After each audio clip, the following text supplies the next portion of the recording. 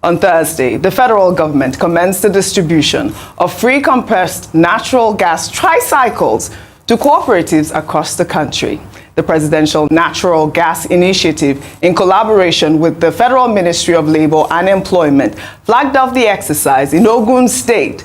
The Minister of Labor and Employment, Nkiruka Onyejocha, said the program was a transformative approach to empowering communities, fostering economic resilience, and promoting sustainability across the country. Rufai, Dr. Vati, this began in your state. I don't know why they chose your state.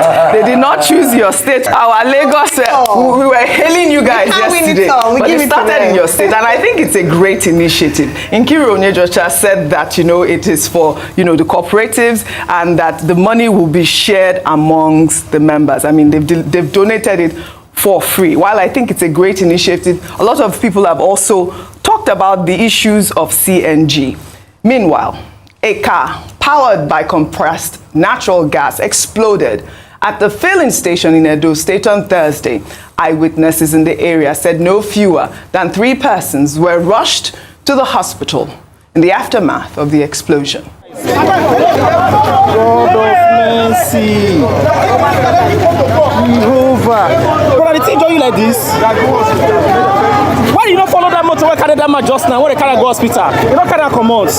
What I said they take out the leg. I bet quick see in your belly. Quick take treatment. Quick go take treatment. May they help this man now. May they help this man. May they help this man.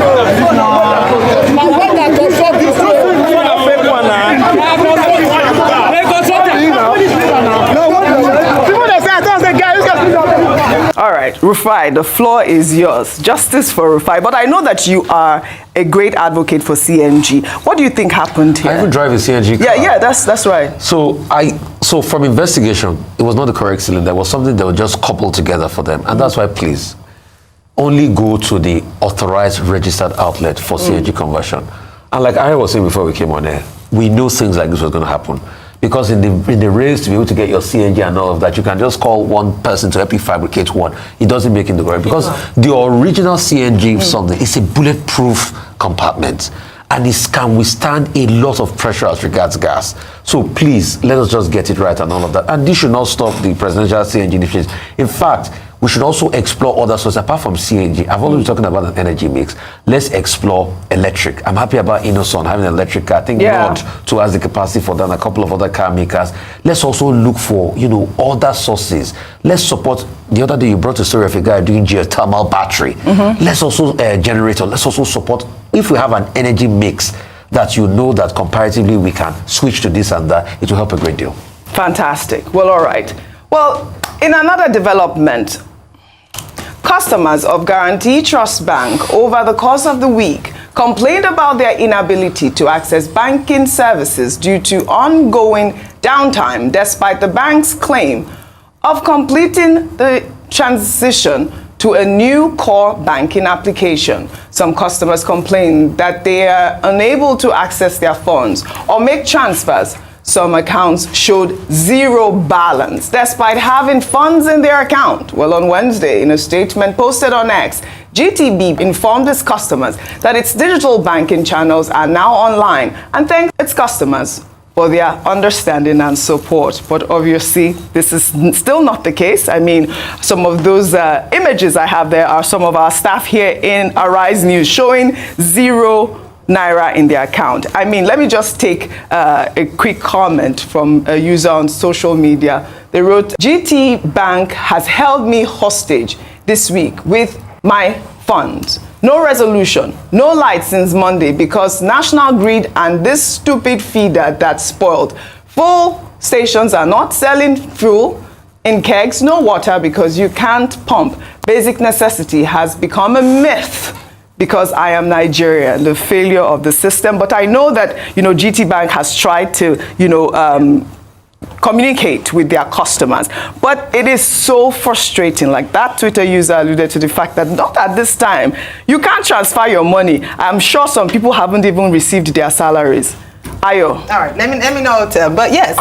Yeah, but it's the truth. It's the truth. It's not fair. It's the truth. No. It is the truth. Yeah. And there's so many backlashes from this. Number one is we're trying to promote financial inclusion and encourage more people who are unbanked to trust the financial system and put their money in banks and trust technology.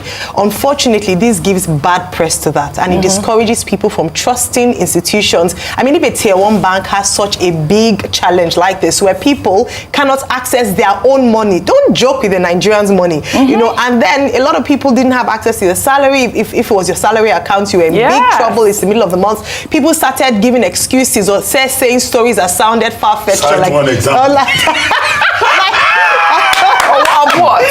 Provide evidence. Don't you already give all the evidence on air? But what I'm saying is that but can you imagine waking up to a zero balance in your account? That's what I'm saying. That, you know, some people would have said already mad. Come on. Especially because of the cyber crime, you know, fraud that people have talked about. So it would have caused a lot of panic. Yes. In fairness to the institution, they gave a note out saying that they were going to upgrade their system and that by 12 noon, I believe on Monday or the next day, everything was begin to work. So people were a bit patient. They almost put me in trouble. I'd gone to the store, picked up everything and forgotten. I was about to pay, and then they said, oh, sorry, this bank is actually not working. I was like, not again. So I had to start looking for. So one thing it taught Nigerians that have more than one bank account, and that doesn't make sense. It's like having more than one SIM card, because you know that it can mess you up at any time, especially a critical time. Infrastructure, what we keep talking about in Nigeria, that when are we going to get it right? They're saying it could happen to anyone. It happened, the technical glitch happened to another tier 1 bank only about 2 weeks ago. And so it's been frustrating banking in Nigeria. And so sometimes, what I'd ask is that the CBN should institute an investigation. That's the point. If it is as a result of incompetence or some failure somewhere, then there should be sanctions. Right. But if it's something that they couldn't help, but it took too long for them to rectify, not with people's money, not when people's money is held in trust and you were holding a lot of people to ransom. Yes. Imagine if that's your sole bank account. You are in big trouble. Oh, that's the account that you have all your funds in. Yes. What are you going to do? That's your primary account. It was really terrible. Whatever terrible. they need to do, whether they need to hire mercenaries. Right now, it's like, whoa. Do you know what they're saying fix as well? This situation There's some of the IT point. people. Yes, Many of them are jackpot. That's what There's some of our best brains who work in the IT department. No. So we have a problem there. It's not just in the healthcare system, but even in our brain, you know, our best brains traveling abroad, and so they have a problem in that system. But don't joke with people's money. Absolutely. Nigerians are already going through a lot. Too much. Well, all right. This is for GT Bank. Well, in another development, Senator representing Abia North, Orji Kalu, has said that President Bola Ahmed Tinubu knows that Nigerians are experiencing economic hardship. Kalu made the comments during a live television interview on Thursday. He said that Tinubu moves around Abuja with 1 or 2 cars some nights to feel the pulse of the people. The senator also disclosed that he earns 14 million naira as his monthly salary, which he claims is not even enough. Let's take a listen. Well, the president himself knows that Nigerians are suffering. The president knows that Nigerians are hungry. The president knows he's a street person. He knows the street very well. The president some nights use his car to go around and know what is happening in Abuja here. People really? Yes, of course. Whether they kidnap or not, the president goes around with 1 or 2 cars and see what is happening. He's not a president that's locked up in a room. He's not a president that doesn't know what is. He knows. But this president is bad. He's very courageous on his own. Because most of the things he's doing, I might not be able to take them all. How much do you earn as a salary, Senator? I earn 14 million for everything. In a year or per month? In a month. In a month. But everything compulsory. In your salary? My salary, the overhead, the worker salary, everybody.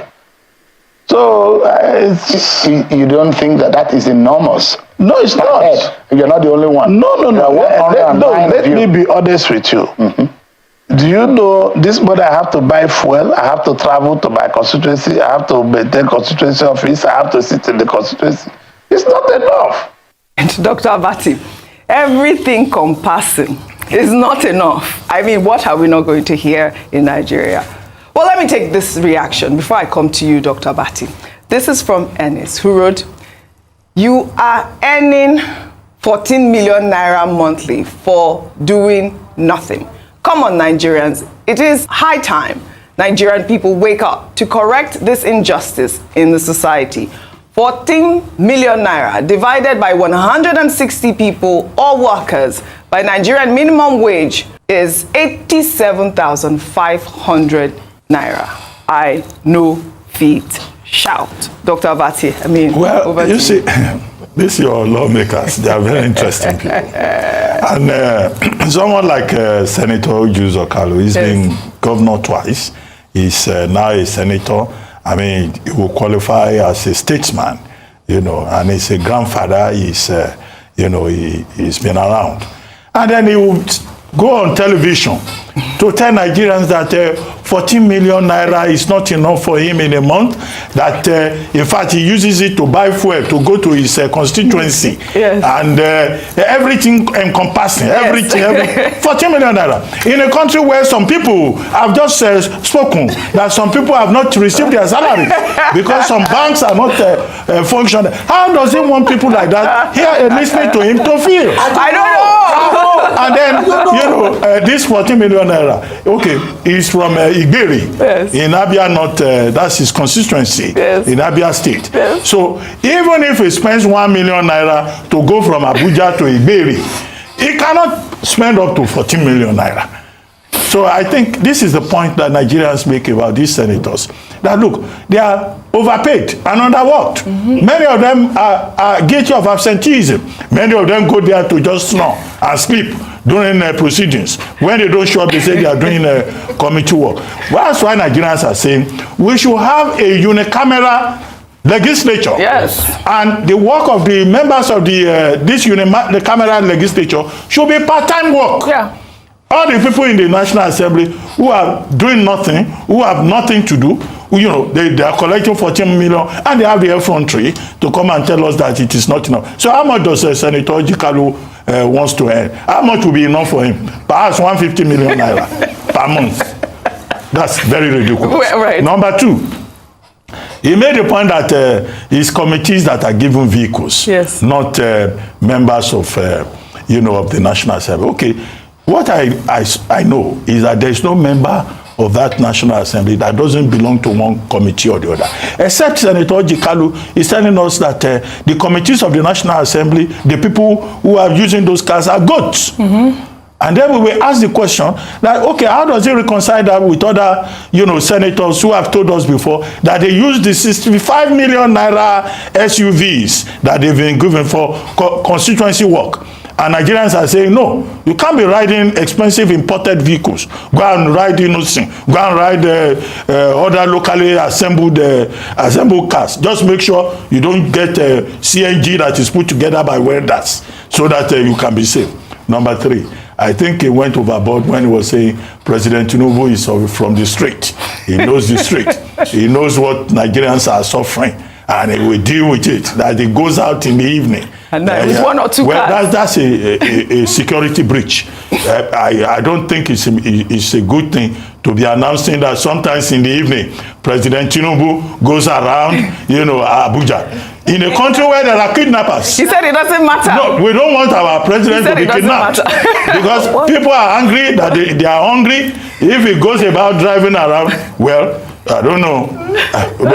All right. Well, but Senator Kalu says he knows the street. He knows the street. Our president knows the street. He wants to feel the pulse of the people. Well, I mean, something's got to give. One thing I took away from what you said, Dr. Abati, is about our governance system in Nigeria. Well, in Kenya, the Senate on Thursday voted to impeach the country's deputy president, Rigathi Gachagua.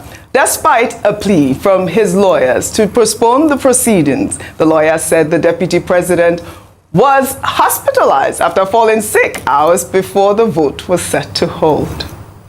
The sad reality is that the deputy president of the Republic of Kenya has been taken sick, very sick, and as I address Mr. Speaker in this honorable House, Senators, he is in hospital, Mheshimiwa Speaker.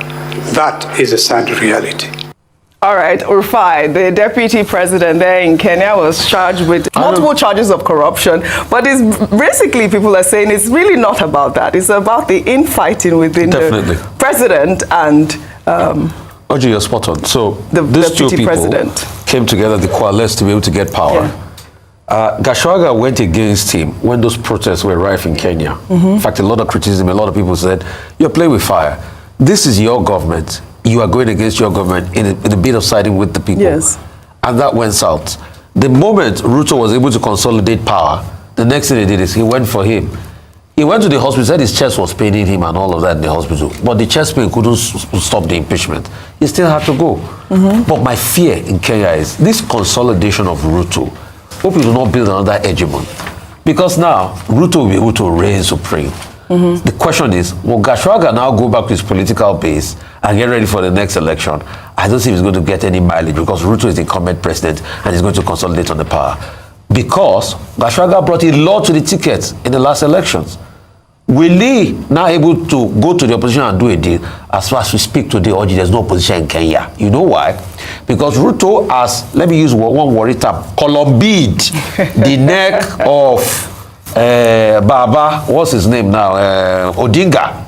In fact, they are trying to see how they can put Odinga on an African Union chairmanship stage.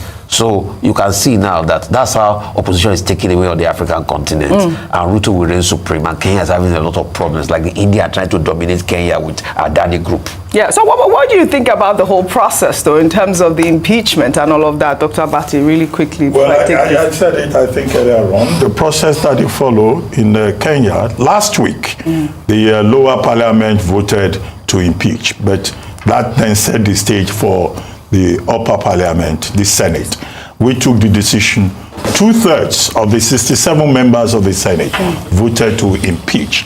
While he was at, I think, the Kane Hospital, his lawyers also walked out of proceedings in the Senate. Now, 2 governors of the counties are being considered to succeed Rigiji, as he's also known, you know, and 2 ministers, Interior Minister and the Foreign Affairs Minister. So this may not be the end of conflict in Kenya, but clearly the 2-year pact between Rigiji and Ruto has come to an end. All right. And, you know, President Ruto is effectively in charge. But there are other issues that will have to be solved. Debt, you know, the economy. These are bigger things that should be of interest to the people of Kenya rather than the infighting among the political elites. I mean, besides that, I think for me, it really is about just the processes that, you know, govern their country in terms of the impeachment or even the replacement of the cabinet. I feel like, you know, Kenyans are way ahead of their governance system, which I must commend as well. Well, let's take a story under entertainment. Musician Speed Darlington was arrested on October 4th after a complaint was filed by Grammy Award-winning musician Burna Boy, alleging defamation and cyber stalking, has claimed that the police did him dirty while he was in detention and seized his phone. The musician emphasized that he holds no grudge against Burna Boy, but questioned why a mature person will be angered by insults. The singer also admitted ignorance of cybercrime laws, expressing surprise at their existence. Ayo, this man really, I mean, I laughed so hard when I read that you did me dirty. But where is his phone? His phone is still with the police. Why are they holding his phone? Is because he doesn't know how to use it or what? but it's still on defamation and all of that. Meanwhile, popular cross-dresser Bob Risky has again denied making defamatory statements against senior advocate of Nigeria, Femi Falana, and his son Falz, following a demand of a public apology and retraction of the alleged defamation statements filed by the duo. While reacting via Instagram, the cross-dresser argued that only very dark man should be held responsible for publishing defamatory content. He also claimed that his fundamental right to communication is not being respected and stated that his legal representative is working on a detailed explanation. We discussed this yesterday. I wanted to make sure that we conclude this conversation because, like we talked about yesterday, the voice recording, he's still denying that voice recording, those 2 stories. All right, so he is. So he's until, like we've talked about, a forensic audit is done to determine whether or not it was really his voice he has said he's not the one, it's not his voice, fine. But Speed Darlington, like Dr. Bate always says, ignorance of the law absolutely does not exclude you. And I think when it comes to this cybercrime issue, a lot of Nigerians need to know that. They cannot go and say that, oh, but I did not know that it was, and then he was saying that, why is this so weak, that people are always insulting him every day and he doesn't do anything. That's his own business. If Burna Boy says he's sensitive to a thing, he can go to court. And the fact that he's saying, I did not know it was a crime, can you imagine? Not remove him from answering questions. So, he should just be humble. I think he has apologized. Just, Speed Darlington, you've learned this one. Please refine. Speed Darlington, police did him dirty. But police did him dirty. I mean, we don't support the harassment and everything. But does he know that is the case still on? Because he's still going to go to court and he might pay for damage for defamation. And whose phone is he using actually? All the things, maybe he went to buy one palace or somewhere. All the things he said. Unprovoked. Yes. And he said all of that to a fellow human being. And he's saying everybody take insult. Why is he complaining they did him dirty? If everybody did. Anyway, Dr. Bate, 30 seconds before we take this one. Is that ignorance is no excuse in law. And maybe, many Nigerians, particularly young persons of his generation, will learn from his example. Yes. That you cannot, I don't know, it's not a no, difference. absolutely not. And the other thing also is that the police may be keeping his phone. We want to believe that because they are still investigating. Absolutely. And this is something that was done, via the phone. And number 3 is the point that he cannot determine for Burna Boy how he feels. He was saying people used to call him gay, and he didn't take offense. At the time of PDD, you go and openly call somebody or label somebody. Is he aware that there is a same-sex prohibition act of 2014 in Nigeria, where you are not supposed to engage in same-sex relationship? So that's where Burna Boy is coming from. You can't label him, and give him a label that it does not belong to him. Absolutely, absolutely. Well said, guys. Defamation is real. Ignorance of the law is no excuse. Well, before we end what's trending today, let's highlight a 14-year-old boy who made history as the youngest freshman ever at Coppin State University in the United States in our Good News Report.